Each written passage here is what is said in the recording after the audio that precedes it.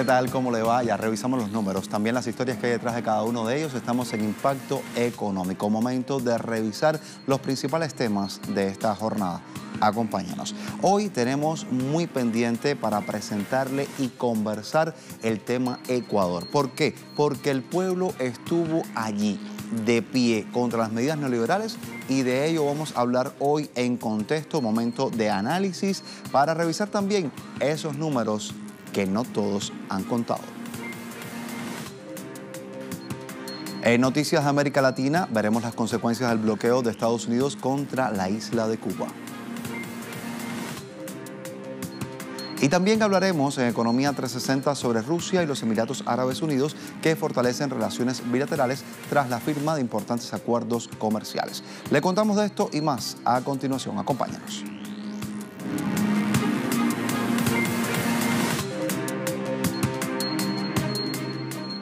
Vamos a conversar sobre Ecuador al día de hoy en Contexto. El presidente del país, Lenín Moreno, anunció durante las últimas horas la derogación del decreto 883 que estipulaba la eliminación del subsidio del combustible para avanzar en el proceso de diálogo en el país suramericano. Sin embargo, recordemos que esta no era la única medida en curso que estaba incluida en el paquete de medidas y reformas que fueron anunciadas por el mandatario tras adquirir precisamente un crédito con el Fondo Monetario Internacional muy polémico y que varios organismos financieros han dado por más de 10.000 millones de dólares. Esta realidad comenzamos a revisarla a continuación. Tras 12 días de movilizaciones masivas y presión popular contra el paquetazo impuesto por el presidente Lenín Moreno, el gobierno accedió a derogar una de las medidas. El jefe de Estado aceptó la petición del movimiento indígena para derogar el decreto número 883 que permitía aumentos en las gasolinas en un 120%. El mismo fue sustituido por el decreto 894, que en su segundo artículo detalla que se procederá a la inmediata elaboración de un nuevo decreto ejecutivo que permita una política de subsidios de combustibles con un enfoque integral y con criterios de racionalización. Sin embargo, el gobierno presentó otras reformas económicas y laborales al Parlamento para flexibilizar las condiciones de los trabajadores y reducir sustancialmente sus beneficios. Igualmente, anunció la reducción arancelaria para la compra de equipos, maquinarias y materia prima y para la importación de telefonía móvil y computadoras. También redujo a la mitad el impuesto a la salida de divisas. El actual gobierno, antes del paquetazo, ya tenía en curso la supresión y fusión de ministerios y secretarías gubernamentales, despidos de empleados públicos, entrega a privados de empresas públicas y recortes de recursos para educación, salud y cultura en la proforma presupuestaria del Estado para 2019. Vamos a ahondar en esta temática y para ello en nuestro Impacto Económico Estelar invitamos al economista Marcial Arenas. Bienvenido. ¿Cómo le va? Muy bien. Un placer que esté con nosotros acá. Vamos entonces a hablar de cerca. Ya veíamos esta pieza introductoria que nos ayudaba a poner en contexto la realidad. Y si bien ya se avanzó en un paso en esto de la derogación del decreto que daba de por sí el alza de los combustibles, ahora quedarían muchas otras interrogantes. Primera de ellas que traemos acá a colación. ¿Qué pudiera pasar frente a otras medidas como la flexibilización laboral, la reducción del Estado y también qué se le pide de manera particular al Banco Central del Ecuador tras este crédito que fuera pactado con el Fondo Monetario Internacional? Bueno, en principio esa es la receta clásica del Fondo Monetario Internacional, que busca a través de la colocación de un crédito condiciones para desmantelar el Estado asistencialista, el Estado que apoya a la comunidad. El decreto ejecutivo 883 del 1 de octubre de este año ya fue derogado, pero ha dicho el presidente Lenín Moreno que va a reestructurarlo y está diciendo precisamente que va a flexibilizar el mercado laboral. ¿Qué significa esto? Reducción de salarios, reducción de nóminas. En el caso del Estado, para buscar el equilibrio fiscal, se trata de reducir la inversión social y, por supuesto, desmantelar todo lo que se hizo y se avanzó con la Revolución Ciudadana allá en el Ecuador. La banca en particular ¿Cuál es el compromiso que tiene que adquirir con el Fondo Monetario Internacional? ¿Nos queda pendiente eso?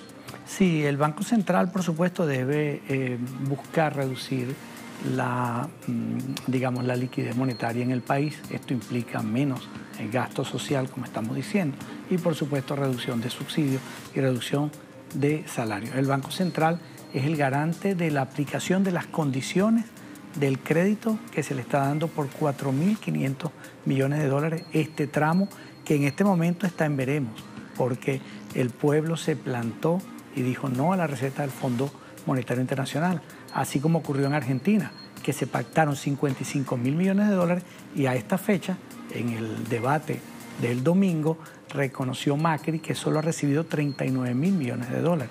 Vamos entonces a seguir sumando más voces, porque no queremos quedarnos solamente con su visión. Vamos a ver también lo que ha dicho el doctor en Historia, Juan Paz y Miño Cepeda. En recientes investigaciones ha dado a conocer en lo fundamental puntos que queremos revisar a continuación. En este momento traemos esa historia que nos puede complementar la opinión de Juan Paz y Miño. El acuerdo de Ecuador con el FMI exige la monetización de activos que permanecerán bajo prioridad pública, pero cuyos derechos de concesión serán otorgados a socios privados. También se establecen asociaciones público-privadas con el fin de alentar la inversión privada. Para lograr esta meta, se creó el Comité Coordinador de Gestión Delegada para encaminar las privatizaciones, así como una Secretaría de Asesoramiento para el presidente en esta materia. Los ministerios sectoriales deberán proporcionar al comité una descripción general de los proyectos para monetización de activos del Estado que consideren pertinentes desarrollar en sus respectivas carteras del Estado. Puesto el contexto aquí a consideración, proseguimos el diálogo con el economista Marcial Arenas. ¿Cuáles serían estos sectores estratégicos que pueden ser parte de esta lista de privatizaciones de la que se ha hablado por parte del gobierno? ¿Y por qué siempre se llega a esta decisión tras los créditos que han sido otorgados por el Fondo Monetario Internacional, como lo hemos visto y como usted nos adelantaba? Sí, el primer punto de la receta del Fondo Monetario Internacional es reducir el Estado. Y, por supuesto, se pide que se salga de activos sustanciales. En el mismo decreto ejecutivo 883, en los considerandos se recuerda cuáles son las áreas estratégicas del Estado, donde están telecomunicaciones, está gas, está la energía.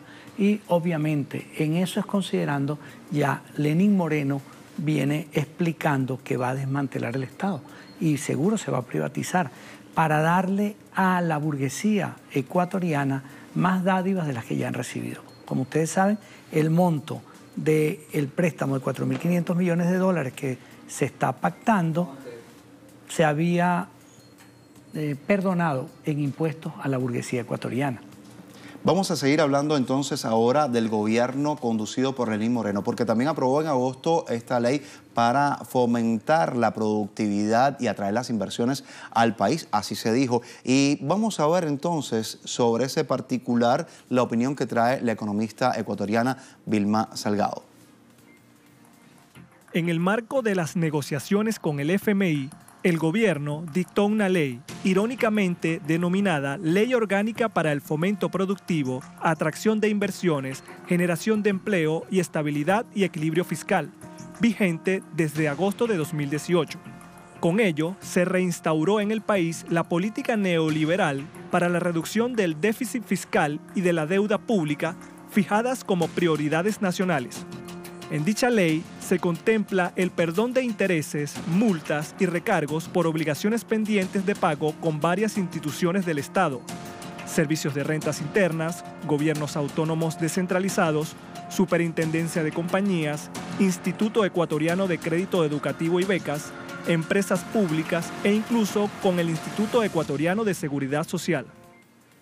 Así está el panorama en este momento, profesor Arenas. Importante la pregunta que nos queda. ¿Cuáles son los sectores que realmente se benefician con esta denominada ley de fomento productivo?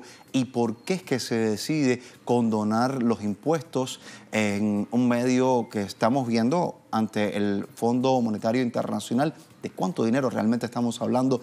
Son cifras que podrían de alguna manera haberse reconducido para evitar este actual pacto que hemos visto con el Fondo Monetario Internacional. Sí, por supuesto. Estamos hablando de 4.500 millones de dólares que se condonaron en impuestos vencidos de la burguesía, de ciertos sectores de la economía ecuatoriana. Esa carga de deuda, el equivalente, es lo que se está pactando como primer tramo.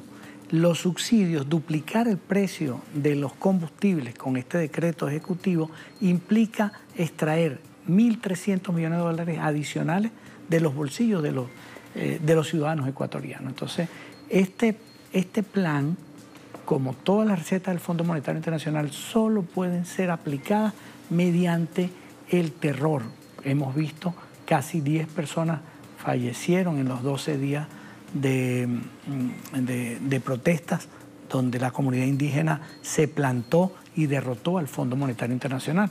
Las cifras que se están hablando, que se le van a cargar al pueblo ecuatoriano, pudieran ser buscadas en otros sectores. Por ejemplo, el sector de la exportación de camarones, ya esa es una industria bien consolidada, o el sector de los bananeros. Usted sabe que Ecuador es el principal exportador de camarones y de bananos en el mundo. Y estos sectores están siempre condonados en sus impuestos. De allí pudieran salir los requerimientos que el ciudadano Lenín Moreno pretende quitarle al pueblo llano. Es lo fundamental. Siempre los argumentos del presidente Lenín Moreno fueron que había que eliminar la trata de combustible, toda esta fuga que se estaba realizando. ¿Realmente ese es el kit, el punto clave del asunto? No, en realidad el kit del asunto es la receta del Fondo Monetario Internacional, que ya fue derrotada en Latinoamérica, en este momento está siendo derrotada en Argentina por los votos, y en Ecuador lo hicieron los sectores indígenas, los sectores populares. Por supuesto, hay que, combatir el contrabando, combatir el narcotráfico, pero hay otras maneras de hacerlo, no solamente con la fijación de precios y de la manera tan abrupta como se hizo. Prácticamente se pretendió duplicar el precio de los combustibles. Que afectaba a todos. A todos en general, a todos. No solamente a los contrabandistas.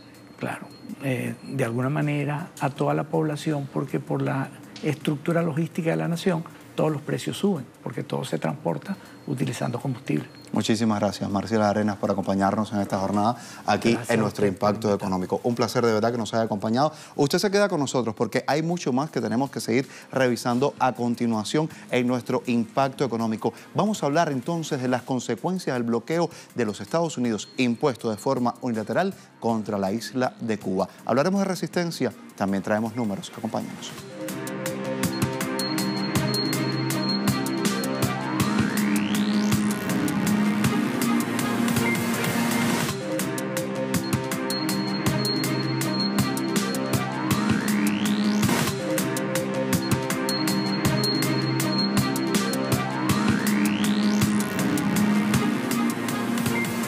Momento de revisar perspectiva latinoamericana en materia económica. Vamos hasta Cuba. El recrudecimiento del bloqueo económico de Estados Unidos impacta diversas industrias del país antillano. Le mostramos un balance ofrecido por una misión cubana ante la Organización de Naciones Unidas. Aquí está el detalle. Desde el mes de abril de 2018 al mes de marzo de 2019, los daños totales en el sector del transporte de Cuba, originados por el bloqueo estadounidense, superaron los 170 millones de dólares. Asimismo, la empresa cubana de aviación está imposibilitada para publicar tarifas aéreas de más de 500 aerolíneas. La empresa de aviación española Air Europa se abstuvo de concretar el acuerdo de código compartido y de cumplir el compromiso contraído con la cubana de aviación debido a que opera con la línea Boeing, cuya flota es fabricada en Estados Unidos. Por otra parte, sectores de la energía y minas acumulan pérdidas por más de 78.300.000 dólares. La agencia Prensa Latina agrega que el grupo empresarial de la industria química se vio imposibilitado de adquirir repuestos y máquinas de reposición para los compresores de aires, bombas LEFI y equipos de las marcas Burton, Collins y Garo, debido a la presencia de accionistas estadounidenses en dichas compañías.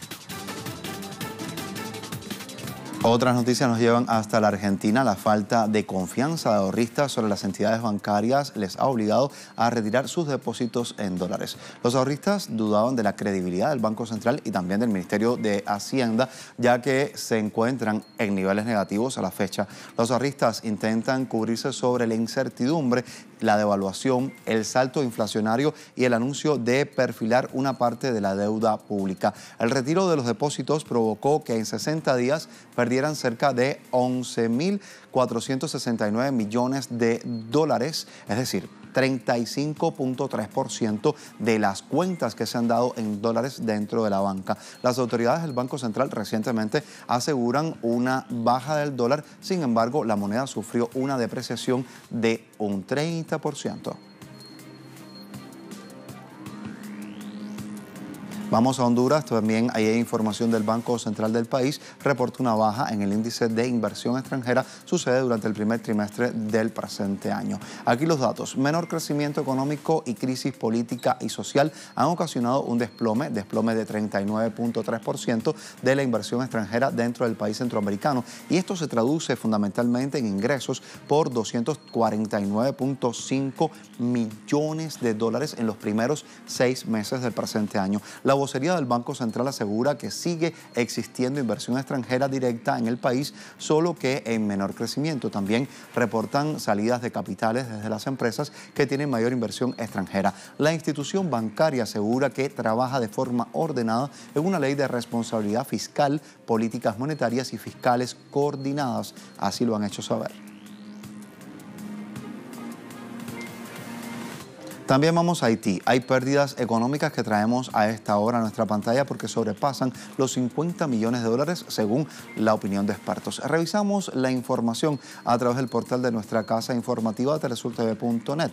El economista y exgobernador del Banco Central de Haití, Fritz Alphonse Jean, advirtió sobre las cuantiosas pérdidas económicas que ha traído este país caribeño en torno a la suspensión de las actividades de la aduana y la Dirección General de Impuestos, entre otros organismos administrados por el Estado haitiano.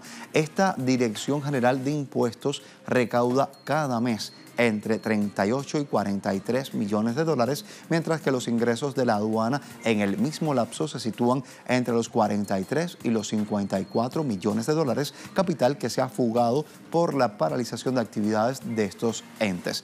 Destaca que el gobierno no ha logrado frenar el descontento popular, por lo que se vislumbra un recrudecimiento en la fuga de capitales por la actividad de organismos del Estado.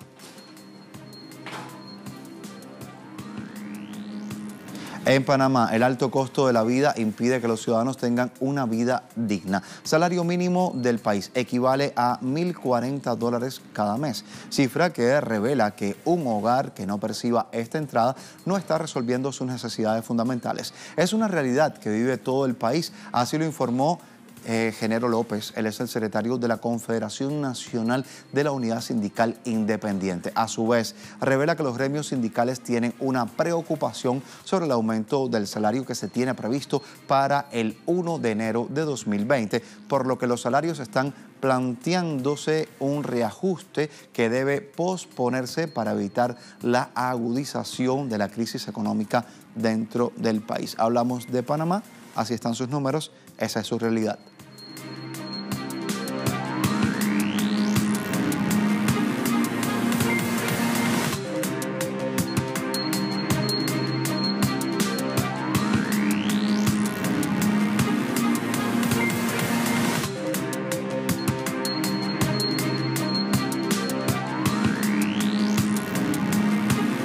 Rusia y los Emiratos Árabes Unidos firman acuerdos de cooperación durante la visita del presidente ruso Vladimir Putin a Abu Dhabi. Esa es la información con la que iniciamos nuestra mirada a la economía 360. Putin estaba encabezando estas negociaciones con la delegación emiratí dirigida por el príncipe heredero de Abu Dhabi, Mohammed bin Zayed Al Nahyan.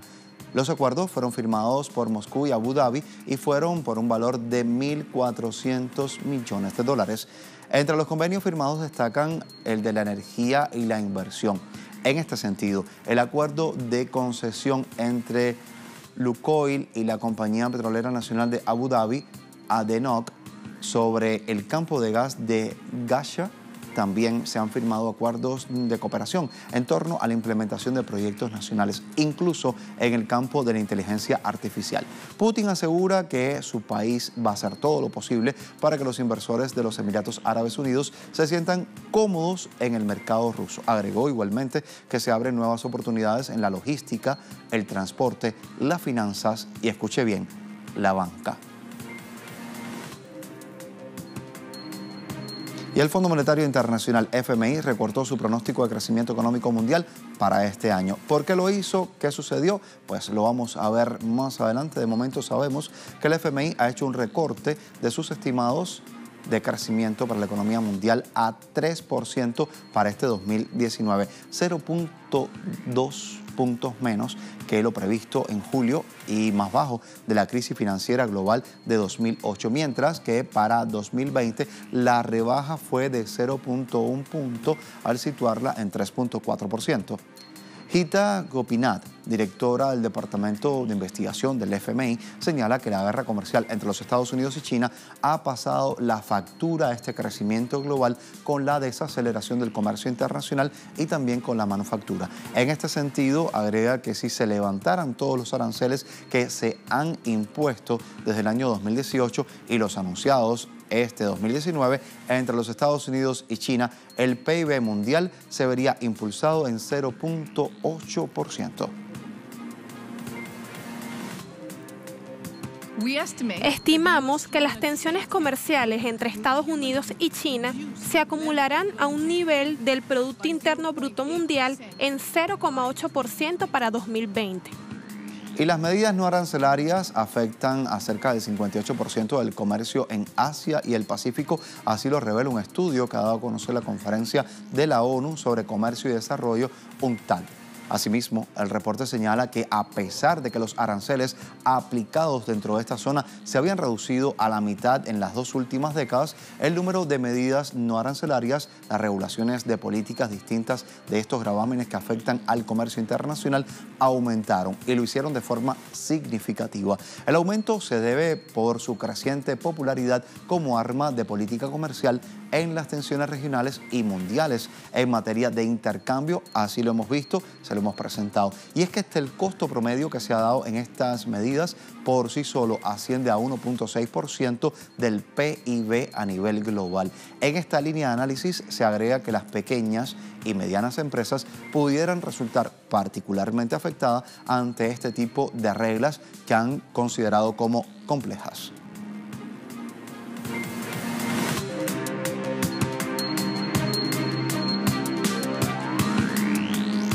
Como es costumbre, revisamos a esta hora los precios del petróleo al cierre de esta jornada.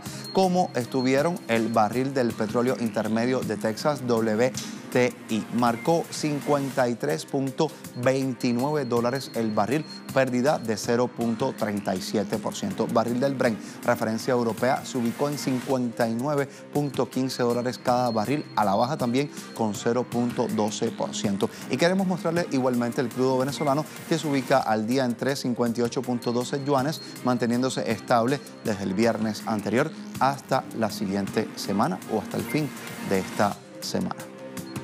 Así llegamos al final.